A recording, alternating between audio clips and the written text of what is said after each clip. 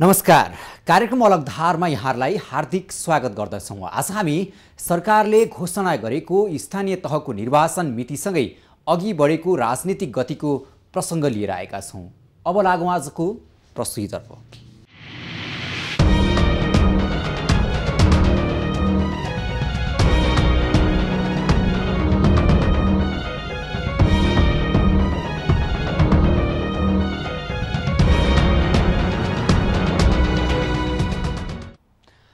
लामो पर्खाइपछि राजनीतिले गन्तव्य तय गरेको छ। सरकारले आउँदो वैशाख 31 गतेका लागि स्थानीय तहको निर्वाचन मिति जुराएको छ। 2 दशकसम्म स्थानीय तहको संरचना ध्वस्त बनिरहेको छ। संविधान कार्यान्वयनका लागि पनि पहिलो खुडिकुलोका रूपमा यो निर्वाचनलाई लिएको छ। तर के निर्वाचन घोषित तिथिमा सम्भव छ? प्रश्नको छर्लङ्ग जवाब दिने अवस्था छैन। प्रमुख दलहरूले निर्वाचनको मिति घोषणालाई स्वागत गरे पनि मधेसी मोर्चाको मन फाटेको छ। राजनीतिक दलहरूका सामु चुनौतीका पहाडहरू छन्। राजनीतिक रूपमा अड्किएका गाँठाहरू समेत अझै फुकिसकेका छैनन्। एकातिर मधेसी मोर्चाले उठाउँदै आएका मागहरूको सम्बोधनको सवाल छ, अर्कोतर्फ संसदमा रहेको संविधान संशोधन विधेयकमा प्रतिपक्षीको ठाडो विरोधको विषय छ। राजनीतिक विषयहरूसँगै कानुनहरूको विषयमा पनि निर्वाचनको प्राविधिक विषयहरू अड्किरहेको छ। यो सुल्झाउन ढिलासुस्ती भइरहेको छ। छोटो समयमा अब सरकारले कछुवाको गति छोडेर खराएको तेज समात्नु पर्ने भएको छ। बाँकी यो रिपोर्टबाट 2074 वैशाख 31 जुर्यो स्थानीय निर्वाचनको तिथि। प्रमुख दलहरूको स्वागत, मधेसी मोर्चाको चित्त बुझेन। न तयारी न कानुन, चुनावी रौनकमा असलै पुगेन। लामो पर्खाइपछि राजनीतिले गन्तव्य तय गरेको छ। सरकारले आउँदो वैशाख 31 गते स्थानीय तहको निर्वाचन मिति घोषणा गरेको छ। एकै चरणमा निर्वाचन गर्ने स्थानीय तहको भएर गरिएको छ। लोकतन्त्रको रक्षाको लागि परिवर्तनका सबै मुद्दा र संविधान कार्यान्वयनको निम्ति यो अपरिहार्य छ। हामीले यसको साथसाथै बिहानको निर्णय तपाईहरुले ध्यान दिनुभएकै छ।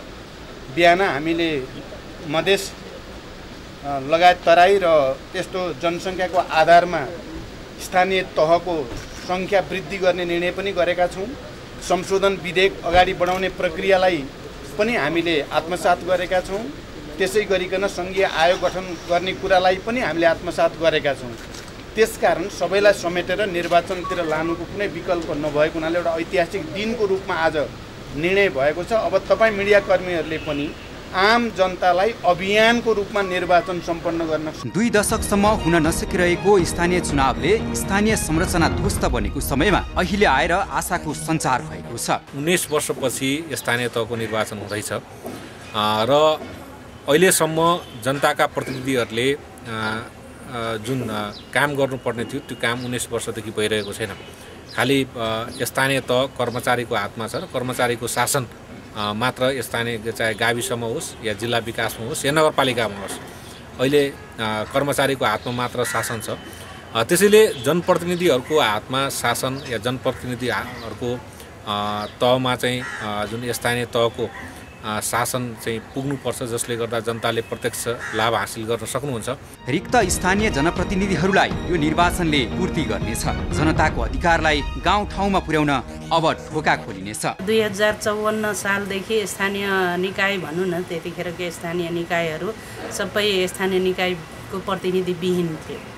जे जसो अब गए पनि दलहरूले आफ्नो प्रतिनिधिहरू पठाए तापनि त्यो एजेन्टको रूपमा एउटा दलको प्रतिनिधि भनिएको छ, तर त्यहाँ विकासको कुराहरू कहाँनिर लग्ने, कुन विकास कसरी गर्ने, न स्ट्राटेजी न प्लानिङ र स्थानीय निकायको अवस्थाहरू यति जर्जर भएको थियो। जनताले चाहिँ आफ्नो प्रतिनिधिविहीन भएको हुनाले स्थानीय निकायबाट पाउनुपर्ने सेवा सुविधाहरू सरकारको तर्फबाट पाउने चिजहरू पाइरहेको अवस्था, त्यति तदारुकताको साथ पाउने अवस्था थिएन। त्यसकारण स्थानीय तहमा चाहिँ प्रतिनिधि हुनु भनेको सराहनीय योग्य हो। जनताको प्रतिनिधि सबैको लागि र देशलाई चाहिँ एउटा ट्रान्जिसनको अवस्थाबाट संविधान कार्यान्वयनको अवस्थामा एउटा कोर्स लिएको जस्तो, अगाडि बढेको जस्तो अवस्थामा आउने भएको हुनाले यसलाई चाहिँ स्वागतै गरेको छ। तर के घोषित निर्वाचन सम्भव छ त? चुनौतीको कुरा गर्दैन, अवसर के छन् त्यसको कुरा गर्छ। सम्भावनाहरू के छन् त्यसको कुरा गर्छौँ।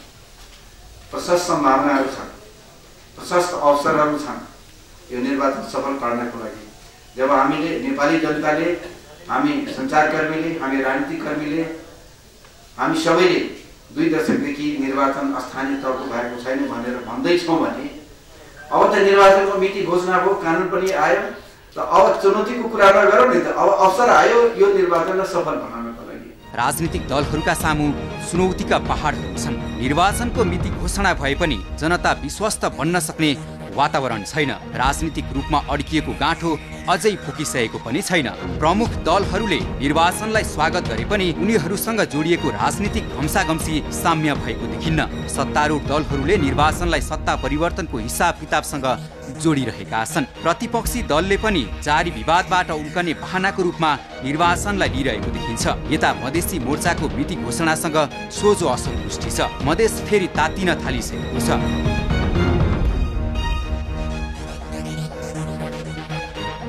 हामी चाहँदै पनि निर्वाचनमा भाग लिन दिने परिस्थिति उहाँहरूले सृजना गरिदिनु भएन। 3 दलका नेताहरू ट्युमै बसेर यस्तो डिजाइन गरे कि मधेस केन्द्रित दलहरू त्यसमा सहभागी हुन नसकुन्। अब एउटा लोकतान्त्रिक प्रक्रियाबाट मधेस केन्द्रित दललाई अलग गरियो भने यसको परिणाम त पक्कै पनि राम्रो हुँदैन। यो बेला सबै दल निर्वाचनमा सामेल हुने वातावरण बनाउने प्रमुख चुनौती छ। संविधान कार्यान्वयन गर्दै परिवर्तनहरूलाई संस्थागत गर्न समेत पनि निर्वाचन खुड्किलो हो। वर्तमान राजनीतिको निकास समेत यसै बिन्दुबाट निस्कन सक्छ। तर गन्तव्य तय भए पनि यात्राको मार्गचित्र कोरिन सकेको छैन। स्थानीय तहको निर्वाचन अहिले प्रदेशको चाहिँ संरचनासँग जोडेर हेर्नु हुँदैन। प्रदेशको संरचना फरक विषय हो। तर यदि सकिन्छ सबै राजनीतिक दलहरू मिलेर प्रदेशको संरचनाको विषय पनि अहिले टुङ्ग्याउन सकिन्छ र संविधान संशोधन गरेर टुङ्ग्याउन सकिन्छ। संशोधनको प्रस्ताव सदनबाट अगाडि बढाएर चाहिँ टुङ्ग्याउन सकिन्छ भने अझ राम्रो कुरो हो। त्यो टुङ्ग्याएर सबै दलहरूलाई सहमतिमा ल्याएर स्थानीय तहको निर्वाचन गराउनु अझ राम्रो कुरो हो। किनकि निर्वाचन भनेको केवल मतपत्र या मतपेटिका या जनताले भोट हाल्ने विषय मात्र होइन, यो प्रत्यक्ष रूपले राजनीतिक सहमतिसँग जोडिएको विषय हो र राजनीतिक दलहरूको एउटा उत्सव पनि हो। त्यसैले सबै राजनीतिक दलहरू कसरी निर्वाचन स्थानीय तहको निर्वाचनमा सहभागी हुन सक्छन् त्यो विषयमा पनि ठुला राजनीतिक दलहरूले सोच्नुपर्छ। त्यसै गरेर असहमति राख्ने दलहरूले पनि प्रदेशको संरचनाको बाहनामा या अरू कुनै पनि संविधान संशोधनको बाहनामा यदि हामीले स्थानीय तहको निर्वाचनलाई रोक्यौँ भने त्यसले जनप्रतिनिधिको हातबाट हुनुपर्ने जुन स्थानीय तहका विकासका कुराहरू छन् या जनप्रतिनिधिको हातमा जुन स्थानीय तहको सत्ता हुनुपर्ने हो त्यो कुरो चाहिँ भोलि पछि धकेलिन सक्छ। निर्वाचन आयोगले चुनाव तयारीका लागि 120 दिनको समय मागेको थियो, तर यो समय पनि कम छ। निर्वाचनसँग सम्बन्धित कानुनहरूको निर्माण अझै भइसकेको छैन। निर्वाचनसँग जोडिएका तयारी र कार्यक्रमहरूमा तदारुकता देखिन जरुरी छ। डेट डिक्लेयर भइसकेपछि यसलाई चाहिँ सबै राजनीतिक दलको सहमतिमा डिक्लेयर भएको छ र प्रतिपक्षी नेकपा एमाले हाम्रो पार्टी जुन प्रतिपक्षमा बसेको पार्टीले पनि यसलाई स्वागत गरेपछि मलाई लाग्छ जानुपर्छ। अब जहाँसम्म लाग्छ मधेसी मोर्चाले अझै पनि उहाँहरूले यता निर्वाचनको डेट डिक्लेयर गरे तापनि उहाँहरूले आफ्नो आन्दोलनको कार्यक्रमहरूलाई सार्वजनिक गर्नुभएको छ। तथापि पनि उहाँहरू पनि यो निर्वाचनमा चाहिँ संलग्न हुन आउनुपर्छ, यो निर्वाचन प्रक्रियामा सहभागी हुनुपर्छ जस्तो लाग्छ। हामीलाई पनि सहभागी हुनु भनेको संवैधानिक प्रक्रियामा आउने हो भने उहाँहरू सहभागी हुनैपर्छ। यो बेला सरकारले आफ्नो गतिलाई खराएको गतिमा दौडाउन हतारो भइसकेको छ।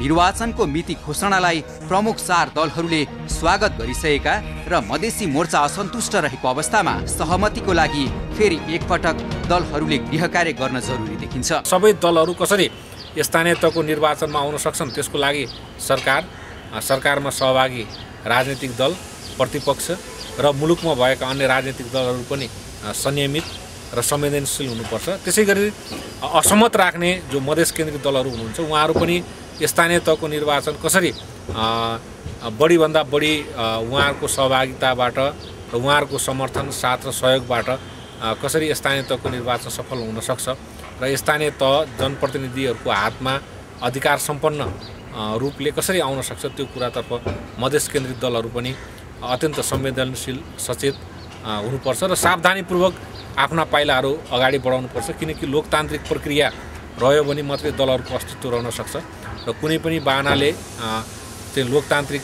पद्धति प्रक्रियाहरूमा अवरोध आउनु राम्रो हुँदैन, भोलिको लागि पनि राम्रो हुँदैन। त्यसैले हामीले आफ्ना असहमतिहरू पनि राखौँ र असहमति राख्दा राख्दै असहमतिलाई समेट्ने प्रयास, असहमतिलाई समाधान गर्ने प्रयास सत्तारूढ पक्षबाट पनि हुनुपर्छ।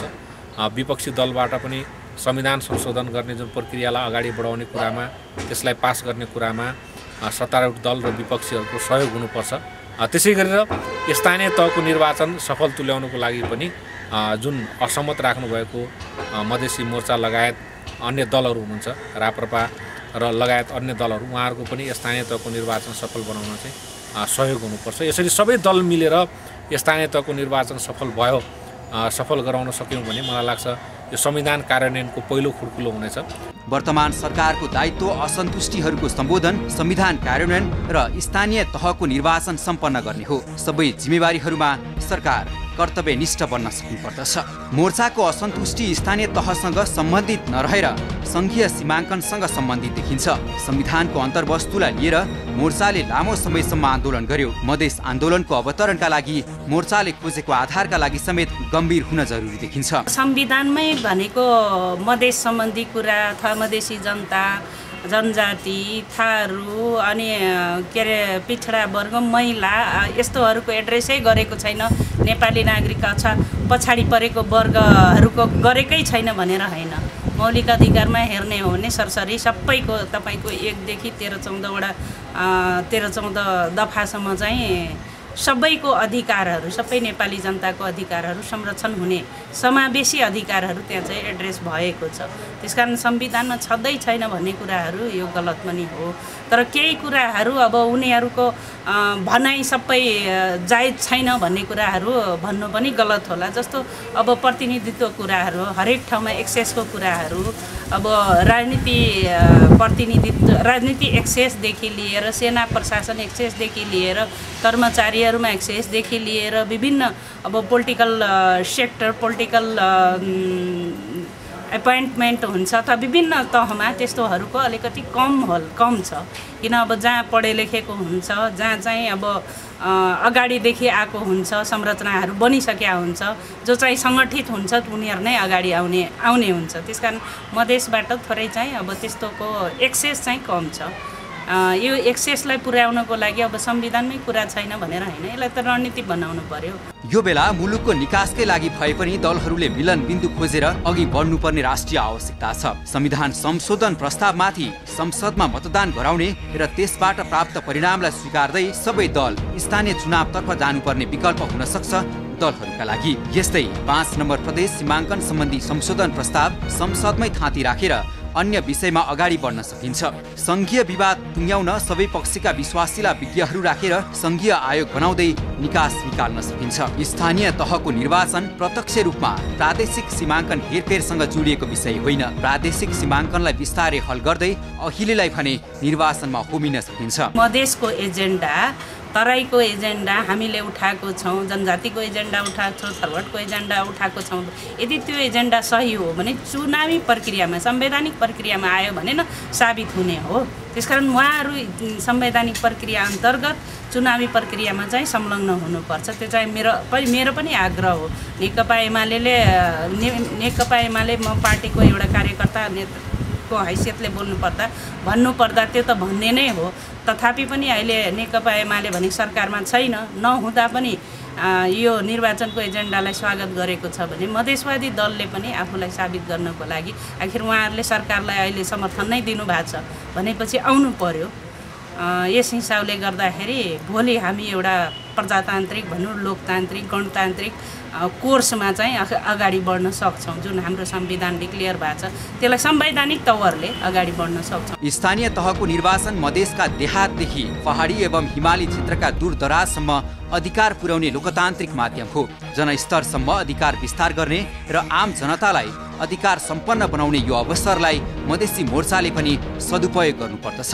संविधान कार्यान्वयन गर्ने दिशातर्फ अहिले जुन छ यो स्थानीय तहको निर्वाचन घोषणा भएको छ र स्थानीय तहको निर्वाचन हुनुपर्छ, प्रदेशको निर्वाचन हुनुपर्छ र सङ्घको निर्वाचन हुनुपर्छ।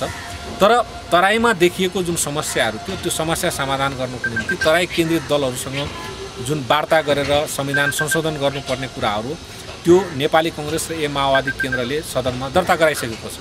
त्यसका सदनका आफ्नै कारबाहीहरू आफ्नै किसिमले अगाडि बढ्ने हो र मलाई के लाग्छ भने प्रमुख प्रतिपक्षी दल एमाले लगायत सत्तामा नहुनुभएका दलहरूले पनि संविधान संशोधनको जुन प्रक्रिया छ जुन दर्ता भएको छ त्यसमा सहयोग गरेर हैन तराईमा देखिएका समस्याहरू तराई मधेसमा देखिएका समस्याहरूलाई समाधान गरेर अगाडि बढ्नुपर्छ जस्तो मलाई लाग्छ। मधेस केन्द्रित दलहरू पनि स्थानीय तहको निर्वाचनमा समावेश होस् र उहाँहरूको मुद्दा जुन जायज मुद्दाहरू छ त्यो जायज मुद्दाहरू समाधान होस् र त्यसमा नेकपा एमाले माओवादी केन्द्र राप्रपा लगायत दलहरूको चाहिँ साथ होस् र संविधान संशोधन जुन छ प्रक्रिया अगाडि बढाएर मधेस केन्द्रित दलहरूको जुन माग छ ती मागहरूलाई सम्बोधन गरेर स्थानीय तहको निर्वाचनलाई सबै राजनीतिक दलहरूको पर्व सबै राजनीतिक दलहरूको सहभागितामा स्थानीय तहको निर्वाचन चाहिँ सफलतापूर्वक सम्पन्न गरौँ। 2074 माघ 7 गतेसम्ममा तीनै तहका निर्वाचनहरू सम्पन्न गरिसक्न पनि घोषित मितिमा निर्वाचनहरू सम्भव हुँदै जानुपर्ने बाध्यता छ। परिवर्तनका मुद्दाहरूलाई जोगाउन